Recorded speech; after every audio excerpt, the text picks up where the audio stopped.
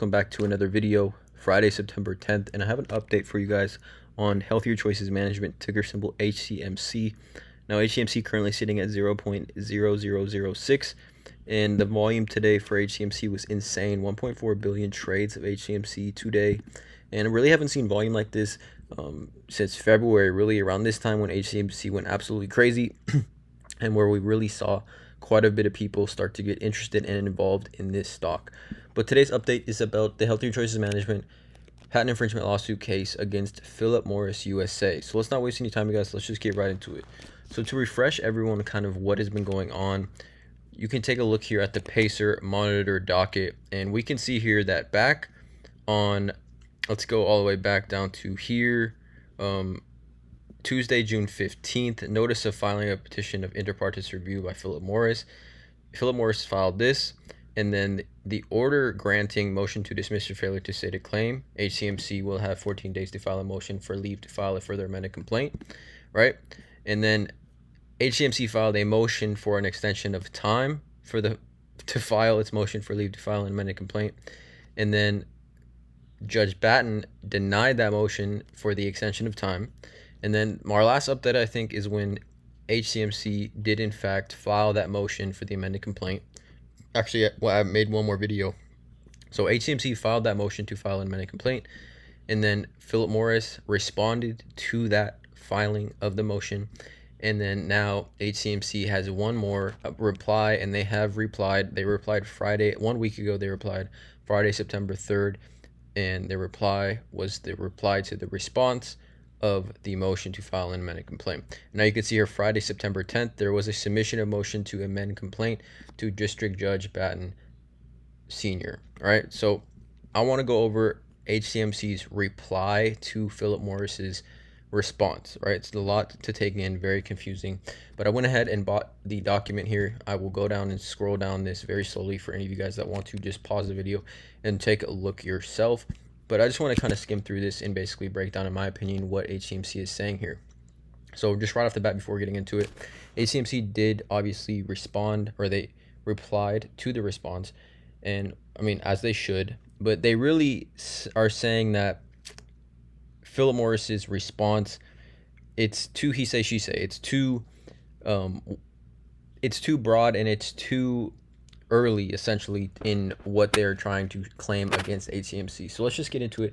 HCMC's amended complaint alleges facts confirming PMI's accused IQOS device initiates a combustion reaction and thus infringes the 170 patent. HCMC's allegations are substantiated by the declaration of Dr. Michael DeBlay, who conducted combustion testing on the IQOS system, including tobacco heat sticks, notwithstanding PMI's baffling allegation that he did not test the IQOS itself. So Philip Morris is saying that the doctor did not test the IQOS system. Philip Morris is saying that they did not. HCMC obviously saying they did.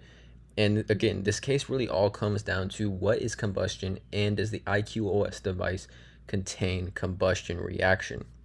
So Philip Morris's opposition to HCMC's motion attempts to implore to the court the undertake claim construction at the pleading stage, which is premature, like I said, too early and inappropriate. It does so in an effort to entice the court to adopt the narrow definition of combustion, and it is used as self-serving submission to the FDA, which inconsistent to the 170 patent does not take into the account the 170 patent claim specification or its prosecution history. Philip Morris used the narrow construction of combustion before the FDA in an attempt to distinguish its IQOS device, accused of infringement here, from conventional cigarettes, but that is not the issue here.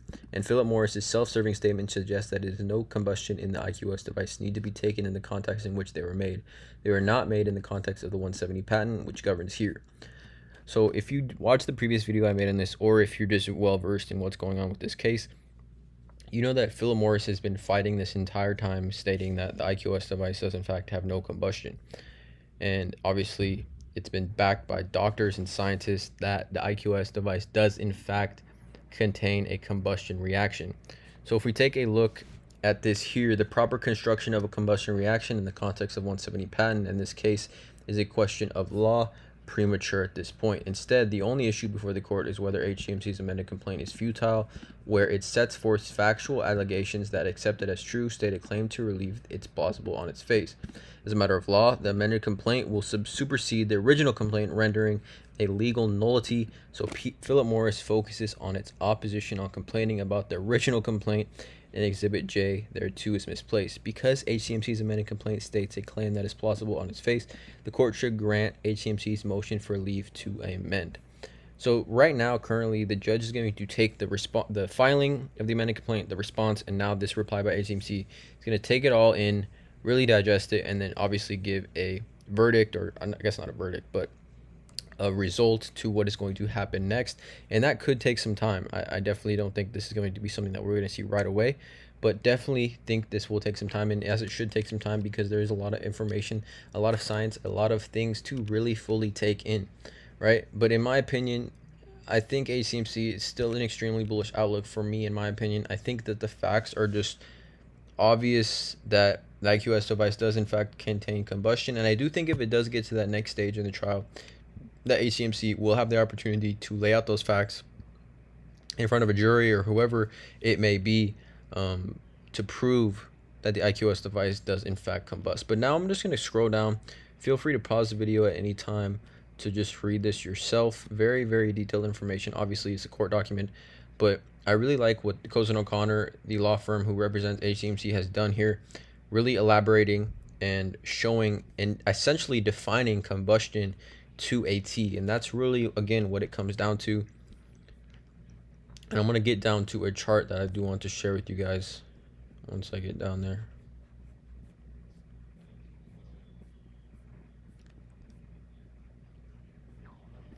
I really like this point. Thus, PMI sought to show the FDA the absence of combustion in the IQOS system by narrowly defining combustion as burning and the formation of smoke with solid particles, high levels of HPHCs. Right? This contrived definition for a combustion process is divorced from the plain and ordinary meaning of the term, as well as the intrinsic evidence of the 170 patent.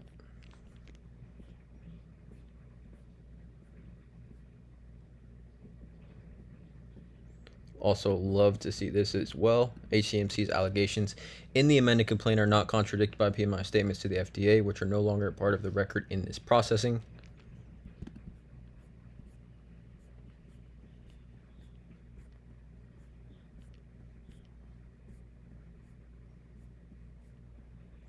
And then conclusion, for the reasons set forth herein, HCMC's opening brief, HCMC respectfully submits that its motion for leave should be granted. Respectfully submitted the third day, September 2021. Okay, so there it is. Let me know in the comments how you guys feel about all this. It's been such a long time, been a long grind of a patent infringement lawsuit case, but that's how these things go. Hit the subscribe button, hit the notification bell, drop a like on this video, and as always, have a great day.